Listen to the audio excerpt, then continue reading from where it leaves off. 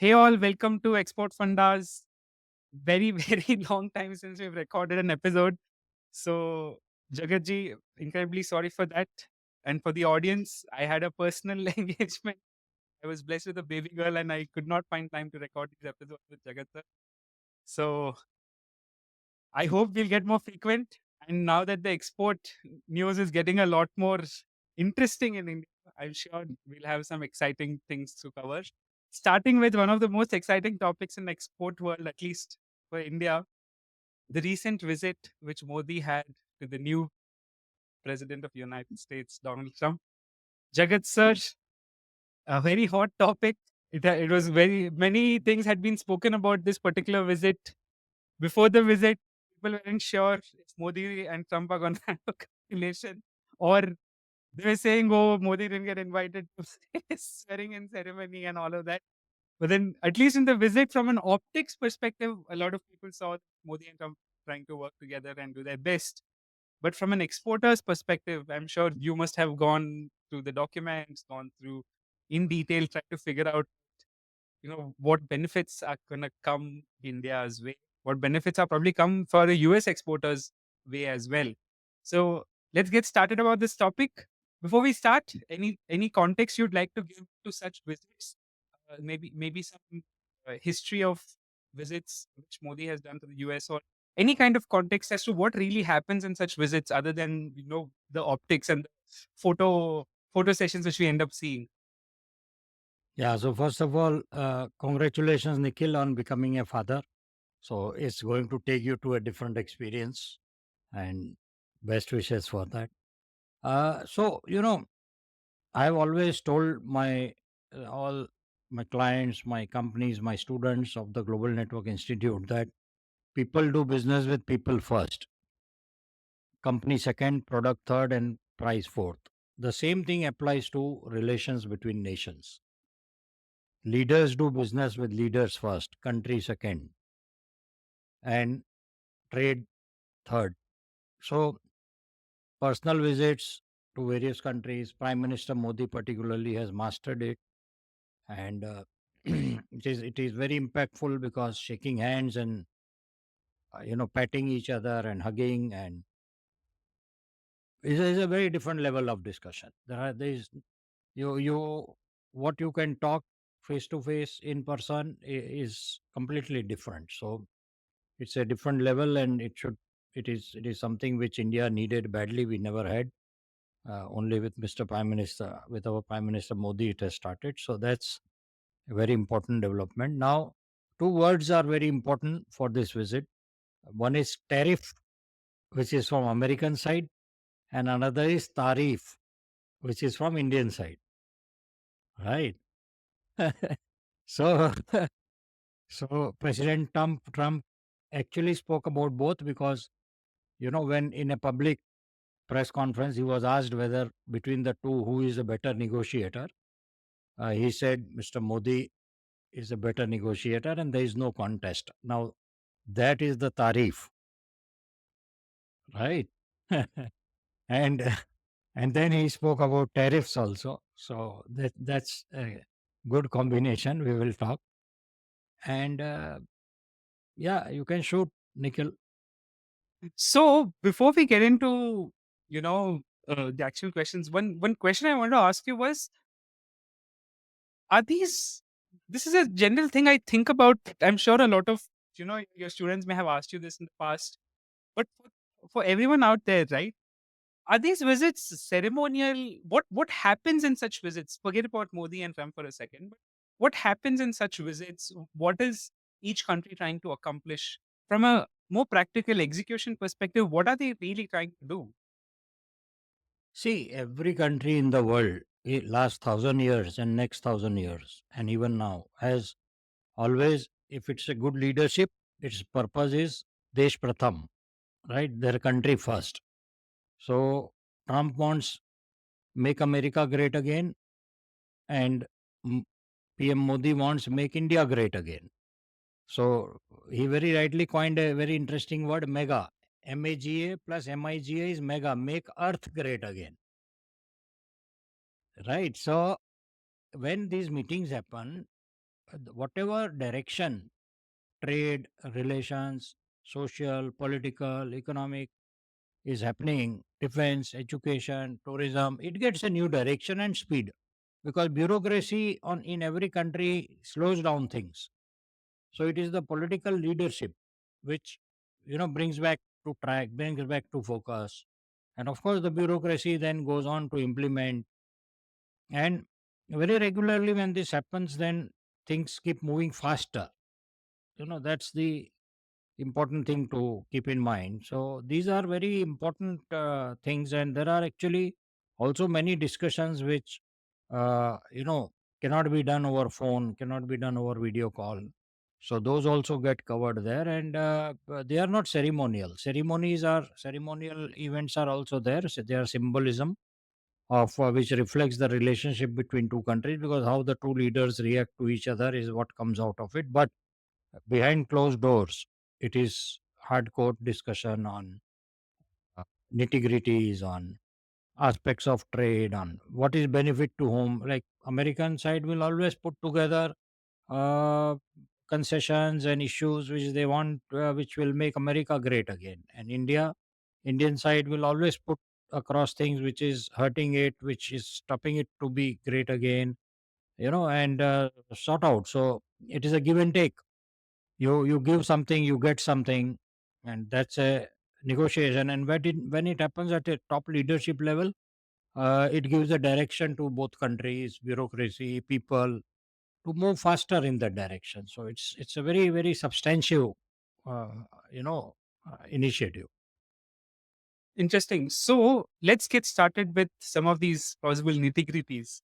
So let's start from India's perspective, right? The very first thing, something which Trump ran on, which was his favorite word, tariff, right? So the question here is this: that, India does export a good amount to the US.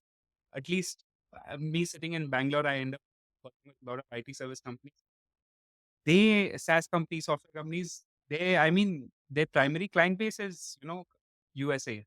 So apart from this, I'm sure you can shed light on this, but there's a lot of tariffs. There's a lot of potential for tariffs for Trump to apply on India. So, what specific tariffs do you think India i- uh, India would agree to, and how do these sort of benefit Indian exporters targeting US markets, or tariffs which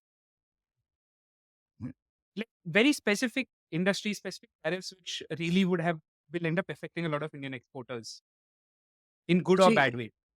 yeah. So see, there are two parts to exports. One is merchandise, which is goods, and another is services. As you mentioned, Bangalore IT industries is big, but services doesn't get affected by tariff.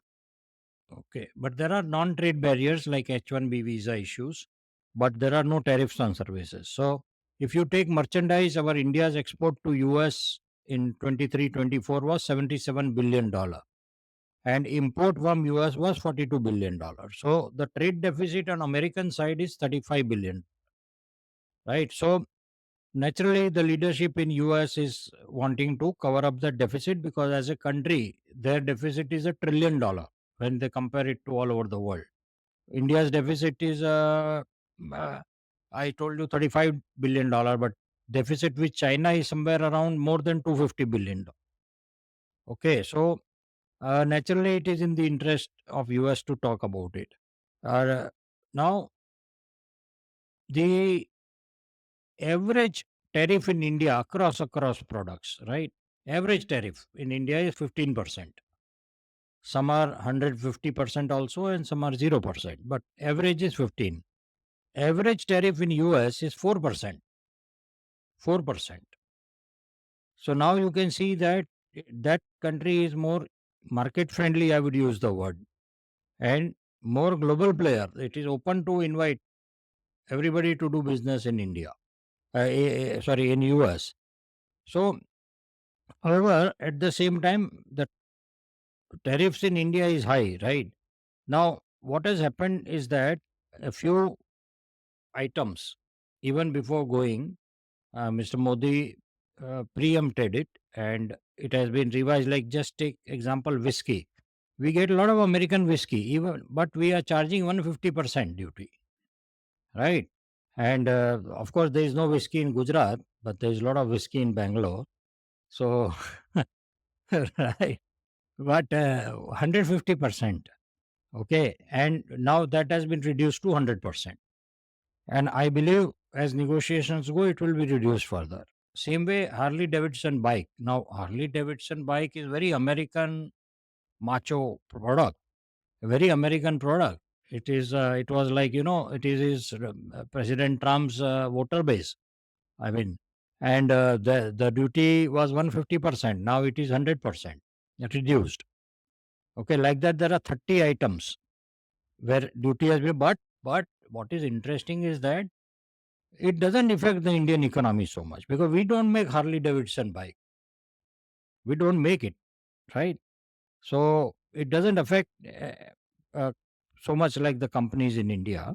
And the whiskey brands which are also there are very high end and which the rich class pays. So, and also the other 30 items. So that has been smartly done.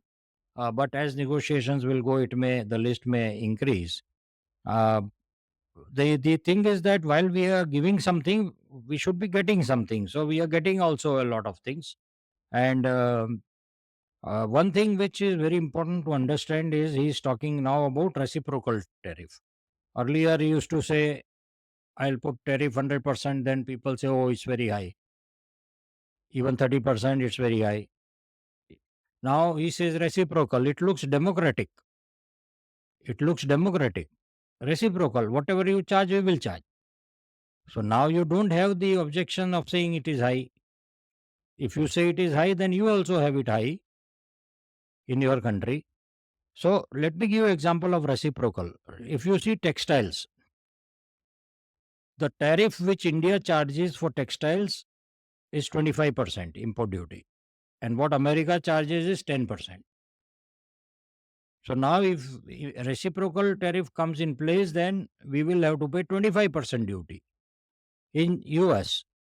And of all the exports of India, mind you, 10% is textiles to every country, and out of that 28% goes only to US of the textiles. Now imagine the impact on jobs in India. If the tariff goes up and sales goes down, exports goes down, then the 28% of our textile export of the total export is to US. So that will fall, right? And just in 7 months, we have done $21 billion of textile export to US. So this is the impact of tariff. Yeah, So some sectors will have to be careful very clearly, correct. as because it can really mess up all the projections. But other sectors, as you said rightly, that depending on how negotiation goes, they may have a lot to gain as well. We'll get into that as we discuss further. The next specific thing, which when I was researching on this topic, right, which came up a lot, was clearly Americans seem to have the best data, right? And one specific machine which tends to, like, people talk about it like literally it is, an alien machine or alien plane. It's that good, which is the F-35 fighter jets. And there was a lot of push that India may end up purchasing. Uh, there may be an acquisition of the F-35 fighter jets from the U.S. So, what impact do you think this will end up having on India's defense?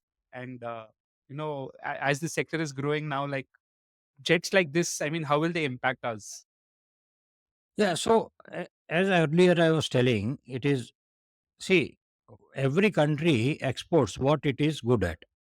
So US is good at military tech, industrial tech related to the military industrial framework, and F-35 jets are state of the art top aircraft. One plane is $102 million, $102 million, right? And Plus, you have parts which will come throughout 25 years. You have maintenance, you have operations. So it's a big. It's not just the sale. What also follows. So it's a big business, and U.S. exports defense tech like anything, right? So this is the example of give and take, where we are saying that do not put reciprocal duty, do not put additional duty, but at the same time, okay, US, you are talking about trade deficit, so we are ready to buy what we need. We need defense. We are we in our neighborhood we have conflicting terrain, and we need latest state of the art aircraft. We already bought Rafale fighter jet aircraft. We are talking to which is from France, and we are talking for S-400 from Russia. We are talking about the air defense system.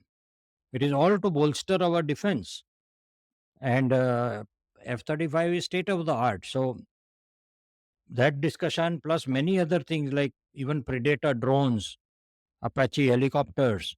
There are many other such things which we actually need, because our defense 10 years before and earlier to that period was neglected, and it has taken long time to come back to where it is, but it still needs to be updated because every country in the world is updating their defense technology. So it's a very good, it's a India is buying what we need.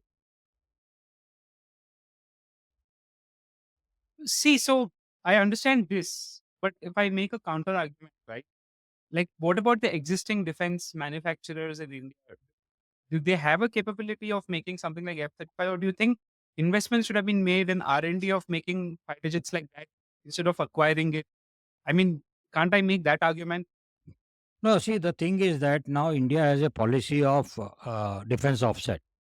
So it applies to everybody. It applies to Rafale, it applies to Russian, it applies to F-35 also. So 30% of the value of the F-35 will have to be made in India.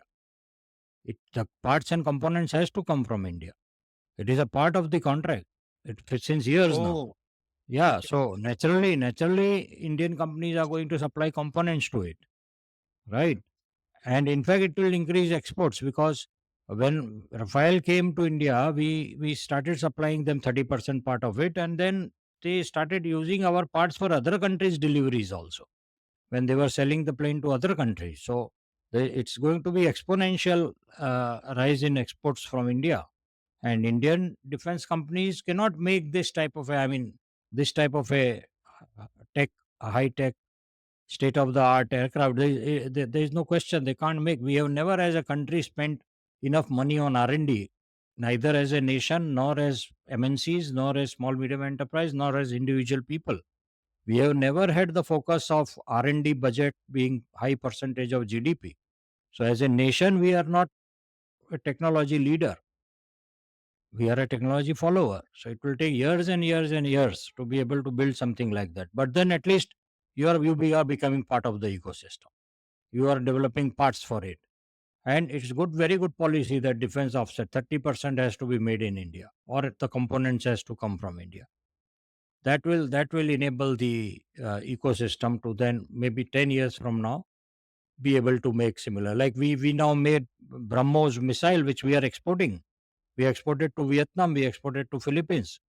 10 years back, we could have never thought to make a BrahMos missile. 20 years back. Today we are making it, but not only making, we are exporting it. So that's the transition which happens. Jagan, I think we've successfully done this even in the automotive sector, but automotive sector is relatively mature, is what I would say. Am I understanding that correctly? Yes, correct. It is true. When Maruti came to India, we had only Fiat and Ambassador. But look at what transformation has taken place in Indian auto industry after Maruti, which was Suzuki, Japan. And same thing has happened with iPhone, with smartphone. Yeah, yeah, yeah. Today Becoming like a almost major. Yeah. yeah, today India is second largest export of India is iPhone. I mean smartphone. But the ecosystem is getting built. Absolutely. So let's continue. Let's move to the next part, which is This is something which we've done a previous episode on, right? Oil and gas. Um, One of the things which Trump is trying to do is see USA as a country, they're gifted, they're blessed by God with a lot of natural resources, and one of them being uh, one of the sweetest form of oil. So when I say sweet, I mean the easiest to process and convert into reusable gasoline, petrol, and diesel and all. One of the priorities of Trump is to reduce his debt and become an exporter of oil and gas, a major exporter of oil and gas. So, in your eyes, is USA aiming to become an exporter of oil and gas to India because we are desperate for oil and gas any given? And then, do you think this will have an impact on our overall energy strategy? Yeah, certainly. See, even during election campaign, President Trump had a slogan, drill baby drill. Okay. And and even now, after he has become president, he every day he speaks about it. So his mind is very clear. So it's like I'll give a very interesting example of one of my student in Rajasthan. He was telling me just today morning he messaged me that my exports of so he is into the business of guar gum. Guar gum is one of the raw material which is used for by oil drilling companies. Okay. He said my exports to US in last 2 months has gone up by 6 times. 6 times. Yes, month to month comparison. Wow. And he says I am struggling to supply. I mean, and it's in crores and crores. Right now, now see the impact to non oil related product, but export from India. Same way, valves. We supply a lot of engineering valves to the oil industry, oil and gas industry of US in Texas and all. So that all anything to do with oil and gas, it will grow. Now the point is that uh, the fracking technology which is there is Trump is a fan of that, and it will increase. Now India has been importing oil from Russia, highest Iraq, Saudi Arabia, UAE, and US. US is the fifth largest supplier of oil to India currently. We are importing oil from Russia, but we because of the Ukraine war, Europe has banned boycotted Russian oil, but we are getting Russian crude and refining in India and supplying to Europe. Right. So that way, interestingly, our highest export last 2 3 years has been petroleum. Yeah, I've seen that. Right. Yeah, because we are exporting to Europe after bringing crude from Russia. But otherwise, Iraq, Saudi, UAE, and I'm sure, as I said, one of the ways to reduce the trade deficit is to buy more from there. And again, oil is what we need. Oil is what we need. Oil is not going to damage Indian economy or any Indian company. We are already importing. It's just that the countries will change. And I mean, and we will have to see how to balance that also because too much dependence on even one country is not good. Yeah, So, exactly. right, but still, if it is fifth largest, if it can become third or fourth largest supplier, that will also make a dent on the deficit. And then we can go and say, look, now this is no more an issue. In fact, let us now, and it will be a very good precursor to sign free trade agreement, saying that look, because generally in free trade agreement, people see that it should not lead to deficit for that country. But if the deficit is bridged, then free trade agreement negotiations should become faster. And once the free trade agreement is there, I believe, and Prime Minister Modi and President Trump have also spoken about it. Current India-U.S. trade is $120 billion. But if the free trade agreement is in place by 2030, it will be 500 billion, which is 4 times of what it is now. And actually, it is a potential. For years now, we have been moving around 100 billion between each other. That's not our potential. That's the that's a 320 million people country. We are a 1,500 million people, right? And that's the oldest democracy. We are largest democracy. Natural synergy. So so energy security for India, it is good actually. We should give a concession on that and say we will import more, and but we should then push to say that you reduce your tariff and you buy more from India. See, buy from in more from India is very simple. Reduce tariff, or automatically export will increase. So, in your eyes, a free trade agreement between India and US can have like a major impact. And one of the ways this may actually be achieved is just because our oil import may end up increasing with the US. Correct. Oil import, defense import, which you actually need. India is high consumption, energy consumption country. We are growing faster. We are the fastest growing major economy of the world. Last 7 years, we need oil. Our renewable energy is not keeping pace with consumption pattern growth. We need oil. It's what we need in any case. Absolutely. So I think this is a very interesting perspective. Let's move to the next part. Uh, one of the areas where I'm sure the government also focuses on this is trying to figure out how to increase India's agricultural exports.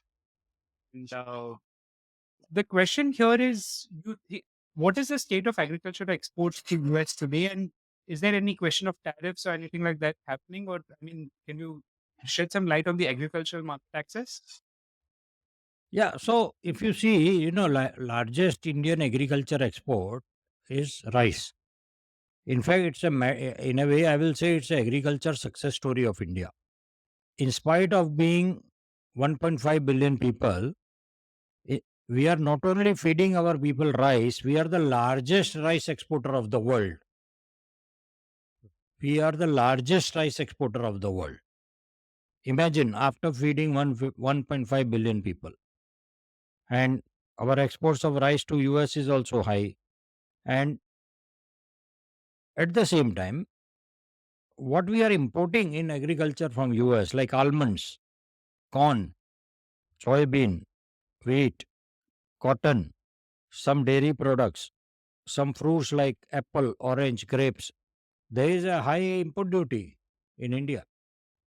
So I'm sure when negotiations get down to product, which happened when we signed free trade agreement with UAE and when we signed it with Australia, it was like a product to product discussion. All this will come up. And when we talk of tariff, US tariff on agriculture, if it becomes reciprocal, like President Trump is, it will affect European Union also and Japan also. Because reciprocal means for every country, it's not just for India. So whatever Europe charges import tariff on American imports, that much US will charge on Europe for agriculture products, and Japan also, Australia also. So that way, the reciprocal tariff aspect is going to impact everybody, and therefore it will also be part of negotiations. See, So in spite this of the high, yeah, this yeah, can tell end me. up stemming. This can actually end up stemming a good opportunity for India, Correct, correct. Because it's all how we take the negotiations. which is why one of the first things you said is very important. That even at government level, people are doing business with people. So if there is a level of camaraderie there, you actually can negotiate. Correct, correct. And I, I wonder if, I mean, this is just speculation, but I wonder if the European Union is taking a wrong approach by building a very litigious relation with Trump. Yes, it was always there, even in his first term, and it's a different way of thinking under President Trump. It's a different country. He first time he had a sweeping. He had a popular vote. Very few American presidents got popular vote. Even they won. From the Republican side, yeah. And no, no. As a country, he won more than majority 51%. So that's the popular vote, and across the country. So it's a political will of the people, and he is the leader. And they have to see how they will be tackling, because right now there is a lot of challenge because of the negotiations which US is doing directly with Russia, and Europe is wondering what's happening with it, and Ukraine. So yeah, I mean they will have to get it right, and just posturing will not get anybody anywhere. The war Hey, has to stop. interesting. Is this something, I mean, just off topic, but is this something you're following closely? Does it Yes, affect any of your absolutely. students? Every hour.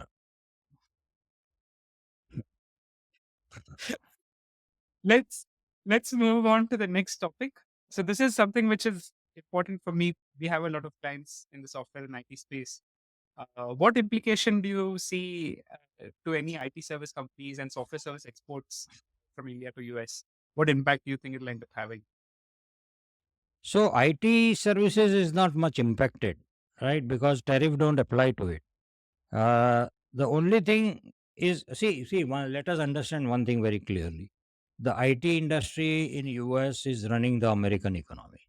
It is running the stock markets, it is running the banks, it is running the insurance companies, it is running the defense system. I mean, you name it, the medical fraternity, the education. And Indians are very, very prominent as American citizens, Indian origin American citizens in this sector. So we have a goodwill there, we have a name. Indian talent is what America needs because it has grown on Indian talent last 30, 40 years. The advanced technology is with US. If you take artificial intelligence, machine learning, all these advanced technologies they have, and India needs it, right? So both countries need it. They need our talent. We need their advanced technology in IT also. Uh, the challenge is that while there are no tariffs in services, but there are non-trade barriers like H-1B visa. So the Indian talent to go there will need a visa, and if that is put as a hurdle, that is something which will impact. However, there is a very strong school of thought in US in the leadership also, which is advising the leadership there that if we do not allow Indians to come, then work from America will shift more to India because then Indian companies will do more outsourcing from India because US has no choice. They are not going to get the people in US to do the kind of work which needs to be done because this requires mathematics and coding skills, and that is at a cost which India has less and more efficiency, hard work. So they are not going to get there. So work is going to be more outsourced to India. So I'm sure the H-1B visa will actually become liberal and much, much transparent because there was an exploitative aspect also of the H-1B visa where salaries paid to Indians were less, but it will no more be because the kind of thought process which is going on in the new leadership in US is that fair wages should be paid. So I'm hopeful that it will benefit Indians who are going to go there, and it will benefit India, it will benefit US. Indian tech services and Indian IT and software has always benefited US. US has maintained its global leadership position because of that. And all these critical, I call it critical emerging technologies, CET, AI, your quantum computing, your space exploration, all this requires IT services. They are leaders in this, and we are supporting this through Right. our talent. Interesting. So this, relatively speaking, it's actually based on at least what you're saying. It's something which IT service company should be looking forward to. Correct. Correct. Wow. Okay. Let's move on to the next point. So this is something I think about a lot because I feel, again, being in Bangalore, I've experienced firsthand when American funds and all of that decide to start investing in India. It can give rise to entire economies. I mean, boom. So, how do you think was there any new investment deals or joint ventures which US and India ended up discussing in during this visit? Any sort of investment or joint ventures, especially in the manufacturing and export sectors? Yeah, so that is an ongoing thing happening. But let us understand one strategic aspect. See, the higher the percentage of manufacturing to the GDP of the country, that much the country becomes prosperous. China, 30% of the GDP is manufacturing. Singapore, 25%. Indonesia, Vietnam, Malaysia, 25% around. India has been hovering around 15%. 16%. So manufacturing as a percentage of GDP of India has to grow because manufacturing creates large number of jobs. Not only large companies but even small medium enterprise. Now take example of PLI, the production linked incentive scheme, and Apple. Take example of Apple. So when Apple came to India, today second highest export of India is smartphones, and it has created millions and millions of jobs, and not only jobs but the entire ecosystem of component suppliers also and manufacturers. So it has a spiraling effect. It has a multiplier effect on economy. Uh, so I believe that Elon Musk had, we all saw Elon Musk meeting and he brought all his family, right? All of his three children, I mean, his three children, and he brought his family to the meeting. First time I have ever seen in my life that the entire family is there in a formal meeting, because I'm sure a very smart Elon Musk is the richest man of the world, and SpaceX and X and Tesla and whatnot, and such a big investor uh, who himself came to US on H-1B visa. So I'm sure he will have a say on that. But he had with his family. Why? Because he knows India is a family oriented country, and the photo op and the presence of children softens the meeting to a different level. And the EV, Tesla EV in India, the import duty is 110%, was 110%. It has now been reduced to 70. And I am assuming that if negotiations go on and things start looking good for India, it may end up at 15%. Now that's transformational. At But then, 15%, I think that's amazing if that happened. Nikhil, you and me will race our Teslas. I was gonna say that. I mean, I'd be like, with that 15%, I may actually consider buying the entry level model. This is just my personal assumption. I'm just imagining. It is not the situation, but Right, but I'm sure he's pushing for that. of course, it's an entrepreneur. So yeah, so that's the scene with investment and joint venture, because whenever investment has come to India, it has transformed the country, right? So, And we so are there's ready for the according. next leap. So I have a small question here, just off topic. When you say negotiations are going on, right? In your eyes, part of this negotiation, or if you're not, I'm sure you know people. How long do these end up lasting in your eyes? This takes up 1 year to 2 years. Wow. Yeah, because it's item to item.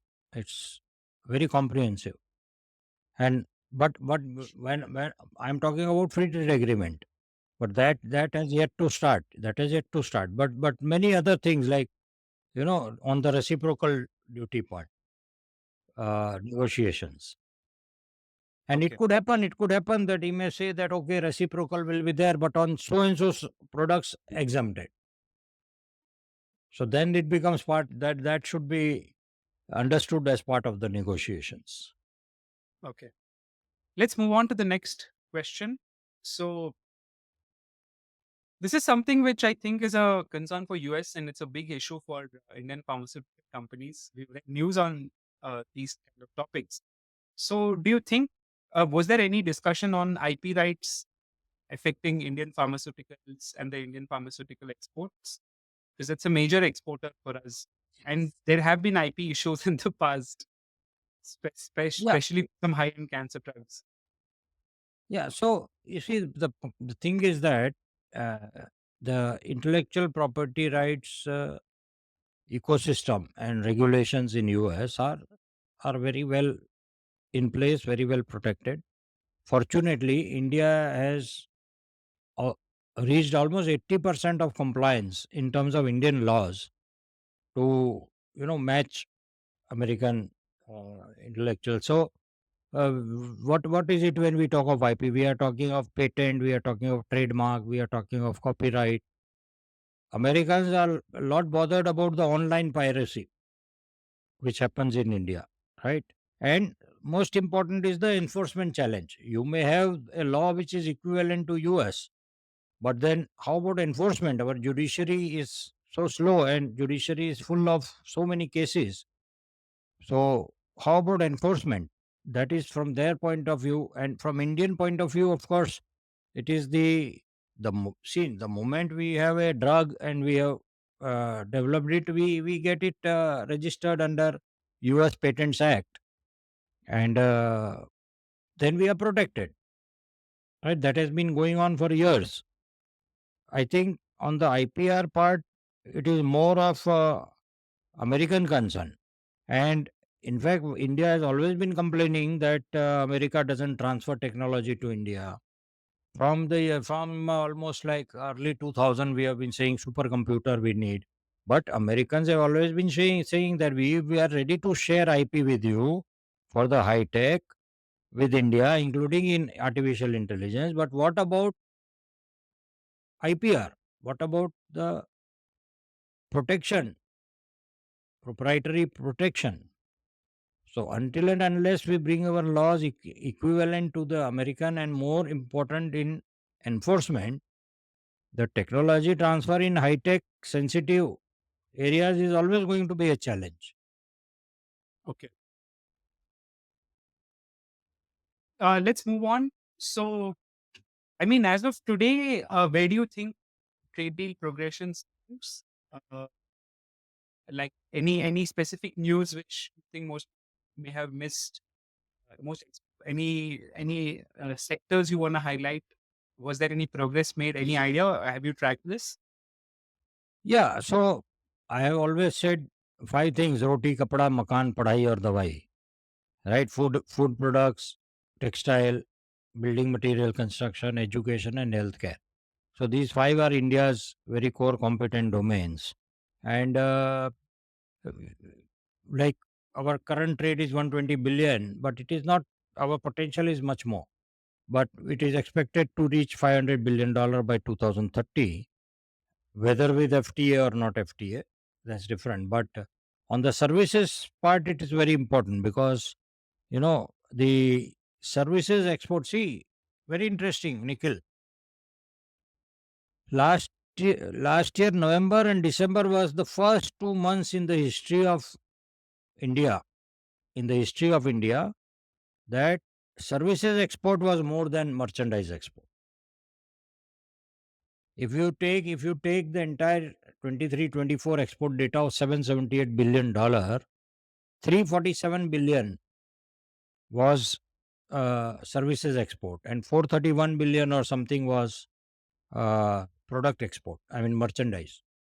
So merchandise export has always been more than services, but November, December, both months, services export was more than, and it is government of India has set a target of $2 trillion, $2,000 billion export by 2030, out of which $1 trillion will come from services Okay. and 1 trillion from merchandise. See, we have to understand one thing strategically, that China is always and always going to remain the factory of the world. So manufacturing is not our core competence as such, but services is, because we have thousands of years India has been a trading country. We are a nation of traders, and trading is actually a service. That's correct. Trading is you buy from someone and sell. That's the service. So services sector as such, we are we we are we are the service. People say we are the office of the world. China is the factory of the world. India is the office of the world. So office is nothing but service.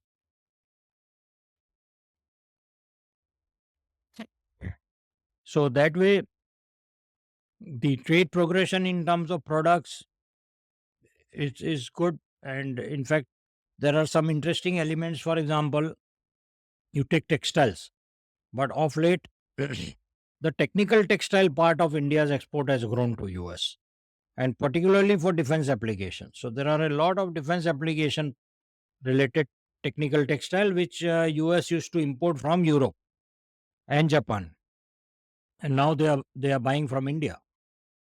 right? So, like that, in every sector, there are a lot of subsectors which are showing 400, 500% export growths. Wow. That Yeah, will be transforming the company and the entire, I mean, correct. ecosystem actually. Yes, it is. Let's move on to the next part. So, in your eyes, what would be the emerging sectors, apart from the traditional sectors, which you think Indian exporters can look to diversify into? Anything specific in agreements or in discussions which you observe, or anything which any exporter should keep his eye out on?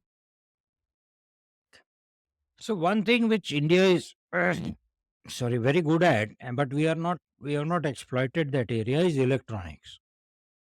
So, electronics and electrical, because we have a huge consumption in India for that, and it used to be a lot of imports. It still is, but we have started making a lot of electronics. So, if you see, we are launching satellites now, and in hundreds. So, all our satellite launches which are successful is all about electronics and electrical, and we need to take this sector more aggressively to the US and other markets. And also pharmaceutical, in pharmaceutical also, rather than generic drugs, we should go into more value added, high value drugs. And aerospace is one another field where so many Indian startups in very very short time, now private companies in India have started making rockets for the space launch. So it took so many years. Only NASA used to do that, and first time your Elon Musk company SpaceX has come. But in India also, we have at least 60, 70 startups in that space, aerospace, and that is something which we should look at exporting. We are not. Same way robotics. We have we are good at robotics now. I have seen just 2 days back. I was in Belgaum and I saw a factory which is into robotics, and I mean manufacturing robot arms. And there are many factories there which are using it in the production shop floor. Right. So that is also something, and many products. But what is important is that particularly after pandemic, the whole world has come to realize that's the kind of disturbance which happened on the supply chain, some of what which was deliberate from China, and others were forced upon because of the pandemic. That supply chain dependence on a particular country should shift. And actually India, in my opinion, sorry, India has not lived up to it. We have to live up to it. The world is looking at us. There is no other country in the world which can fill the space if supply chain has to shift to India. And but if you talk of China plus one and all, the kind of so the change has happened, but not at the scale and speed which should have been. So from the world perspective, As of now, this in may your eyes, we've been disappointing. not really, not really. I will not use that word, but it it is not what it can be. The potential we have is amazing, and the supply chains uh, vacuum we should fill up very fast. You see, in spite of 25% additional duty which Trump had put on Chinese products in his first term, for the similar products from India, our exports did not grow to US, even though many of our products become cheaper than China. So earlier we always used to say that China beats us because of price, That's no but longer the then case. that was no longer the case in many products. But still, our export for those products didn't go up. So then we must introspect. What is the reason? That this is, guys, please do subscribe to the channel. This is going to be one of the points of discussions as we go forward. Now, let's next talk about something interesting. So, we spoke about from an Indian exporter's perspective, but this is the benefit which you bring in here, which is global network. You have students even from exporters in the US looking to export to India, being the biggest market, and I'm sure people are looking at it as this grows. So let's talk from a USA perspective, how this particular conversation will end up impacting some USA exporters. Let's start with the first thing, which is in the manufacturing sector and the agriculture sector, right? Market access to India from USA has been prohibitive. That's the right word. Or it's been harder. It's difficult to phrase it, but you feel it if you're an exporter trying to come and export these things in from US to India. So, what do you think discussions have happened along this point, along these lines, and in general, what would you what about market access? What would you say to address some concerns which US exporters have? Yeah, so as I earlier told, the biggest concern for US exporters is tariffs, high tariffs in India. Right? President calls it India is the king of tariffs. Right? So we are king in some area. Okay. But uh, so tariffs is what? Because it increases their price. In any case, their cost is high, right? And if you see, take example of Tesla. Now Tesla wanted the duty to be reduced, and uh, even if it is reduced, I mean, it's the thing is that the second biggest challenge is ease of doing business. So ease of doing business, if I am an American company and I want to export to India and I want to set up a distribution system in 29 states, the ease of doing business is a challenge because ease of doing business has two parts: federal and state, central and state. And while many things in the central is good, has improved, but state many states has a challenge. So then how do I, so ease of doing business, our ranking and actual situation in the field should improve. That is second concern. Third is GST. And the last is things like retrospective tax cannot, should not be there. That makes the regulations very unpredictable. So retrospective tax is something which is a big concern to American companies, and that is why they are averse to setting up manufacturing in India. One reason.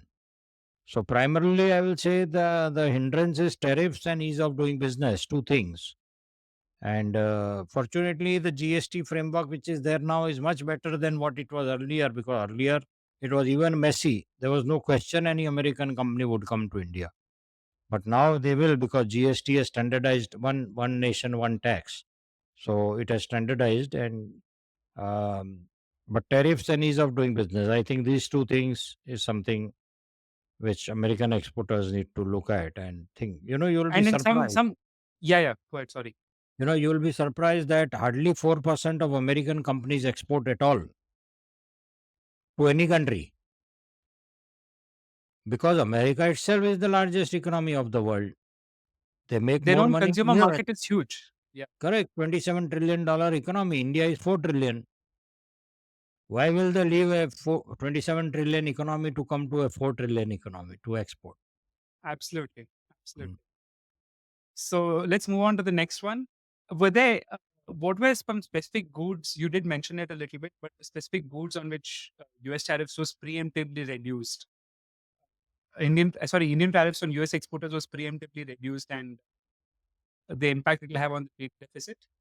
Yeah, so there are almost 30 items, and but fortunately, I mean, those items are such which don't really impact Indian manufacturer too much. So that was a smart thing done. Like, I repeat the examples of Harley Davidson and whiskey from 150% to 100%. But there are other 30 items, but it has not. But the important thing is, again, I repeat that the discussion about reciprocal tax, I mean, reciprocal duty, is take again, I repeat the example of textile.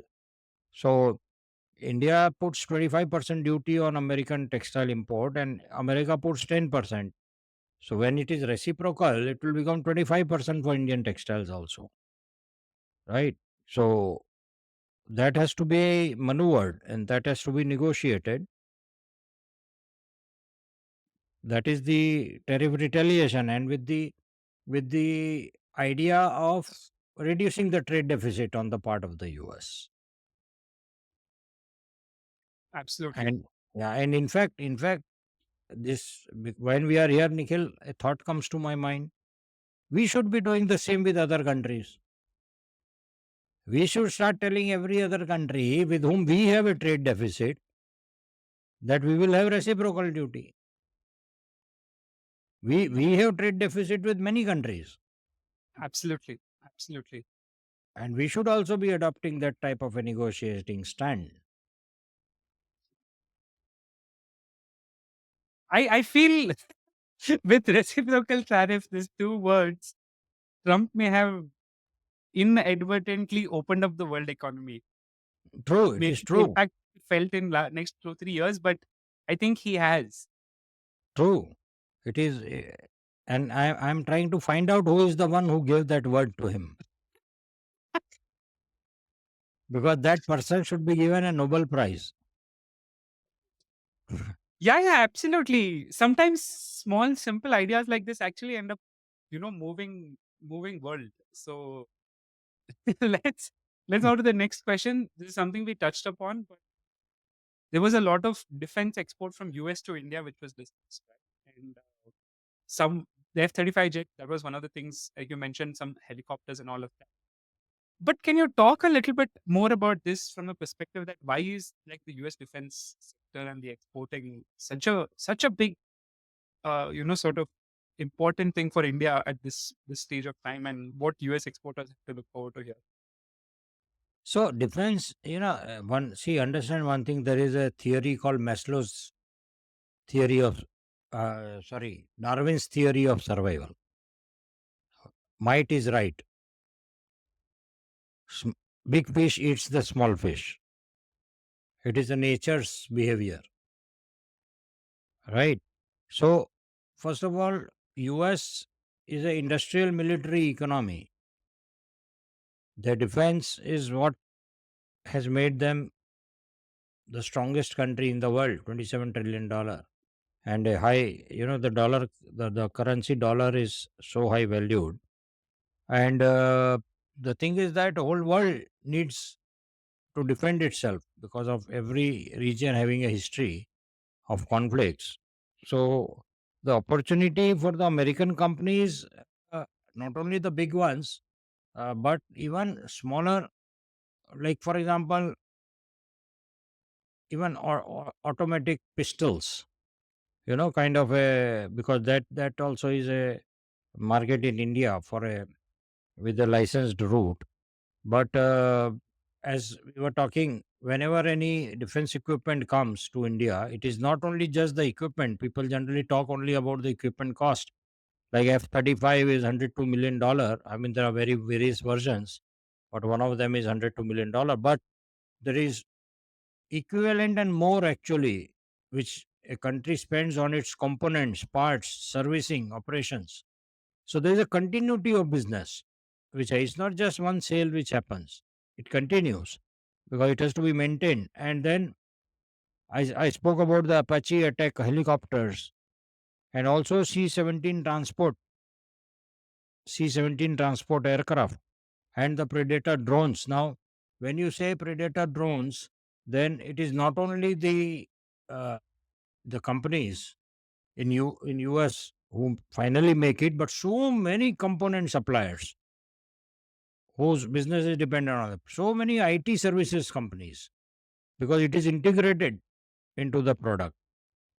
So the entire ecosystem of business gets promoted with that. So that is the part which American companies will benefit. And President Trump is saying we should manufacture, make America great again, means manufacture more and more in US. And it is interesting because just today, President Trump has made a statement that if Elon Musk wants to start making EV cars in India, that's a problem for US. So it's a twin-edged sword. While at one point, President Trump wants India to reduce tariff, right? And he's using this double-edged approach that India has kept duty high for the reason that it says come and make in India and you won't have to pay duty. But then, if Tesla starts making in India, then that's a problem for President Trump because manufacturing is shifting. In fact, he wants Tesla to close its plant in China and bring it to US. Yeah, yeah, right. Yeah, that'll be very interesting.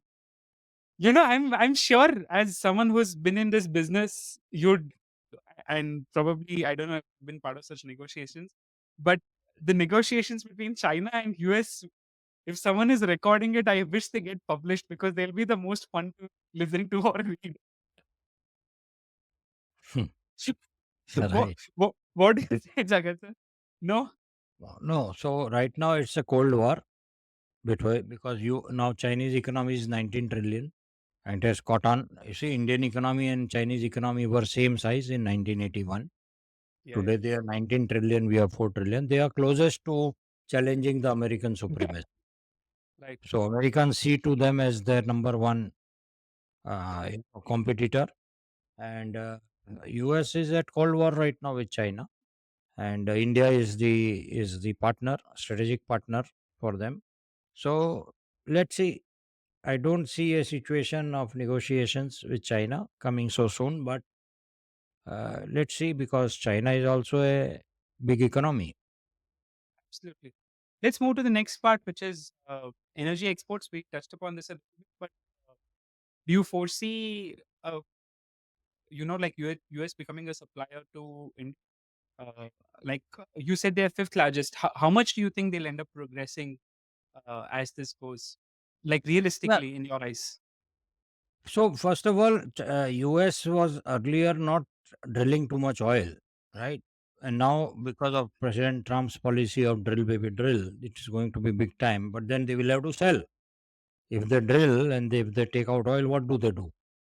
Right? They will have to sell. And India is one of the largest energy consumption country in the world. So that is one. And from India perspective, it's good also because it will balance our purchase. We will not depend on a few countries. And because whenever even by a dollar, if the barrel rate goes up, it impacts Indian economy badly because it has a spiral effect on inflation.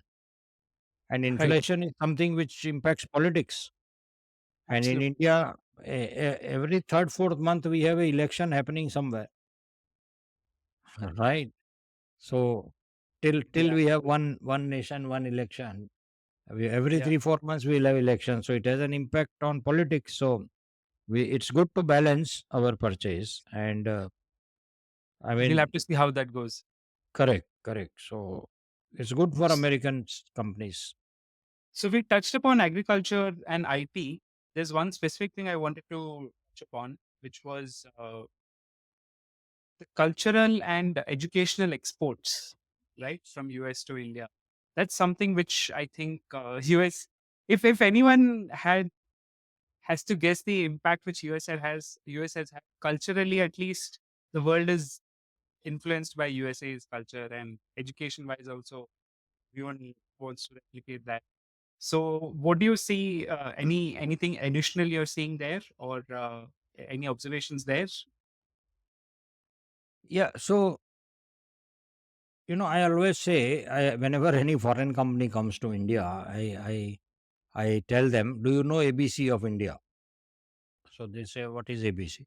So A is for Almighty, and B is for Bollywood, and C is for cricket. Okay. So ABC of India is Almighty, Bollywood, and cricket. So I tell them, if you understand these three things, then you understood India. Okay. Now all these things is part of cultural India. And if you see, our films have been doing good in export market now. Bollywood, cricket, we are the kings in the world. Not only king in tariff, we are king in cricket also. Right. And Almighty, now Kumbh is taking place. It's a wow occasion. Whole world is trying to understand through satellites that what What is the hell is Indian going culture. on here? How India has been able to do such a. They have been questioning India's ability to hold Olympics. This is like 20 Olympics at one time, 20 or 40 Olympics, I think. maybe. So Yeah. we have shown what capability India has, and therefore, on other side, if you see education now, almost 220,000 Indians go to US for further studies every year.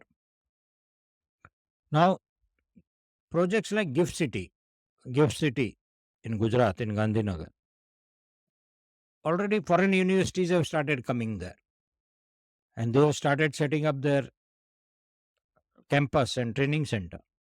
So that is a very good opportunity for American companies, because on one side they are saying that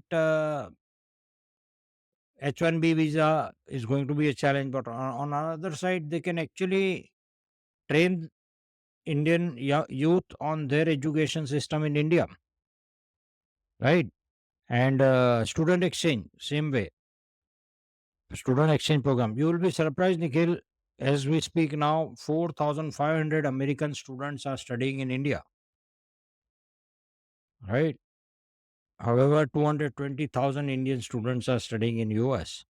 So we are impacting their economy big way, because you can multiply that with the fees which we pay, plus the living cost, plus the fooding, plus the transport. And the moment they cease to be students, they actually join the American economy and they contribute to the growth of the economy. So when we are exporting cultural and educational things, it is actually lifetime, you know. And one another benefit. So somebody was telling me that, oh, 220,000 Indians go to US every year, youngsters. It's a brain drain, and hardly 5% come back every year. So I'll take a different perspective to this. I always say, like, if you take last year example, I think last year $129 billion was remitted by Indians abroad to India, and foreign direct investment was around 70 or 80 billion dollar, for which we spend so much money to promote, to bring foreign direct investment. More than that, one and a half times is the remittance by Indians abroad to India. That doesn't happen in China. The Chinese abroad don't remit to China. They don't want to send money back to the CCP. Yeah. So that's the confidence which even Indians has on India. But of course, our country is so large, and they find opportunity elsewhere. And I always tell people, when we talk about brain drain, that what is 220,000 as a percentage of 150 crore? And since 5,000 years, India has believed in Vasudhaiva Kutumbakam. The whole world is one family. Then what's the challenge? Whole world Yeah, is yeah, one family, absolutely. right? So, and l- understand one thing, Nikhil. When this money is coming to India remittance, what is happening with that money? It's getting They are invested, it's buying, getting used up in the right? It's economy. coming to the economy. They are buying houses, better houses for their families, for their parents. They are buying cars. They are putting money in banks in fixed deposit for They, security. they're But that putting money bank in is elder care. right, elder care. That bank is giving that money as a loan to businesses. So it's that money is coming to the economy, and it is more than foreign direct investment.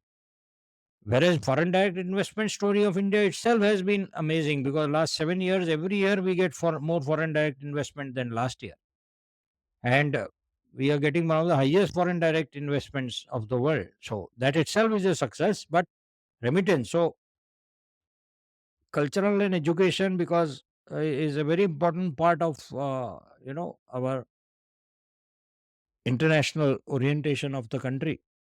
And tourism, I'll add tourism to cultural exports. India India receives also highest tourists of the world from US. Also because a lot of Indian origin people also come regularly, who are Americans by citizenship. But Indian tourist also is one of the highest in the world to US. So both ways it impacts the economy big way. So overall, right, you have to think about Modi's visit to to the US this time and the new Trump presidency. We were, I mean, to the audience out there, we meant to do a podcast about uh, the impact which Trump will have for the global export market, but we missed it. But uh, at least from India's perspective, you seem to have a very positive outlook. Any conclusion words which you'd like to give to any exporters who are worried or anything like that? See, I always tell exporters, manufacturers, trading companies, service providers in India. India is a $4 trillion economy. World is a $112 trillion economy. You will grow faster in a 4 trillion economy or 108 trillion, which is outside India. So it's a very pure, simple mathematics and economics. It is 108 trillion. Out of 108 trillion, American economy is 27 trillion. So again, will you grow in a 72 trillion non-American economy or 27 trillion American economy? It's the largest trading partner of India for last 60 years and will always remain most prosperous country, highest standard of living. That's the country we should aim for and to do business because we have not been up to the mark. There is more opportunity to today in US market for Indian companies than our effort. We have to put our effort into that market and prepare ourselves well because the way Americans do business is different than the way Europeans do business, Japanese do business, Africans do business.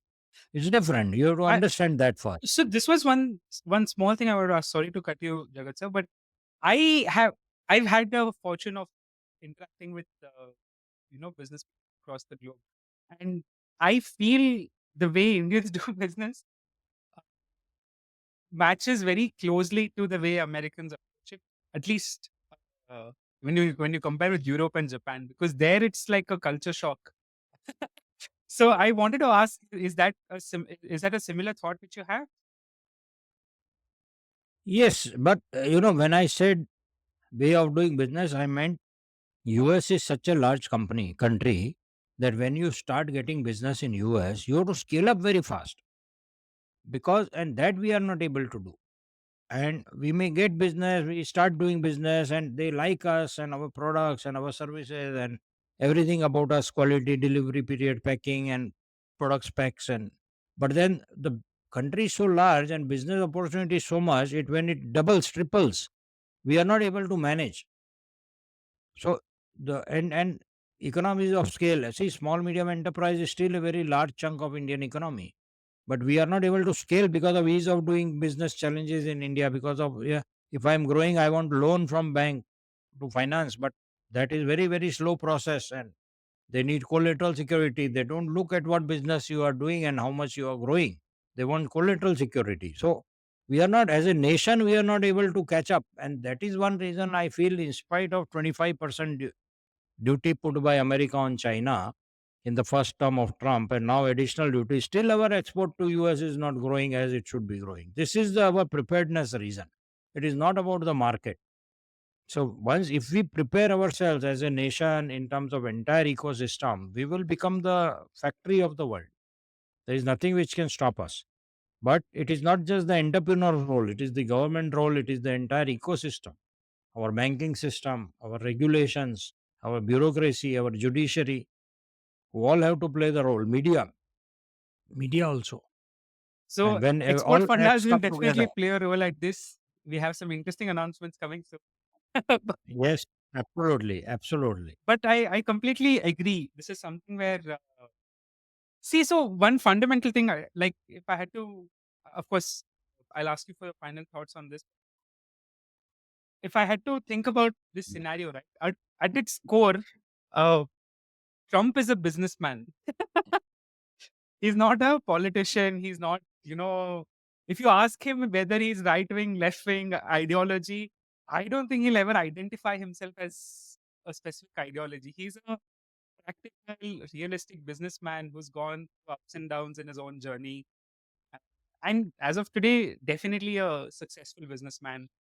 He does. I do not think Trump is someone who'll ever feel insecure amongst smart people. That's one of the reasons he's so easily working with folks like Elon Musk and JD Vance, so who are in a lot of areas maybe much smarter than him. But as a businessman, you get used to working with people smarter than you, and as a businessman, they're looking to do transactions and do business. They have an agenda ki boss dhanda badao. Correct. So Correct. from that perspective, I think there's nothing as such for Indian entrepreneurs to be fearful about, or Not especially at all. exporters.